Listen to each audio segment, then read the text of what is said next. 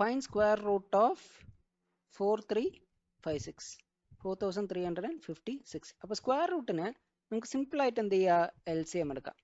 4356. Okay, ഇത് even number ആണ്, അപ്പോൾ നമുക്ക് 2 കൊണ്ട് ഡിവൈഡ് ചെയ്യാം. So 2 2s are 4, 2 1s are 2, 7s are 14, 8s are 16. Okay, വീണ്ടും 2 ഉണ്ട്.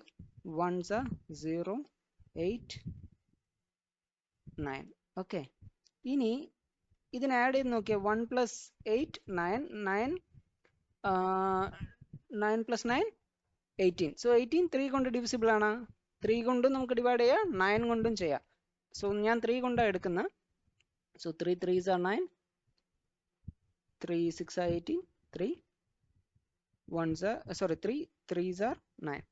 ഓക്കെ, നെക്സ്റ്റ് വീണ്ടും 3 കൊണ്ട് ഡിവൈഡ് ചെയ്താൽ 3 1s are 3, 3 2s are 6, 3 1s are 3. Okay, ഇനി ഈ 121 നോക്കിക്കഴിഞ്ഞാൽ അത് എന്തിൻ്റെ സ്ക്വയറാ?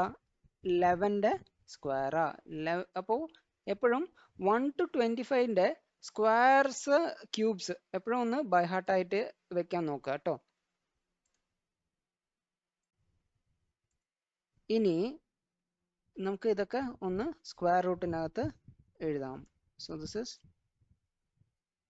2 square into 3 square into 11 square. അപ്പോൾ സ്ക്വയർ റൂട്ടിനകത്തായത് കൊണ്ട് ഇതിന് എല്ലാം സ്ക്വയർസ് ആണ്. അപ്പോൾ നമുക്ക് റൂട്ടിൽ നിന്ന് പുറത്തെടുക്കാം. So which is 2 into 3 into 11, that is 2 3s are 6, 6 into 11 66.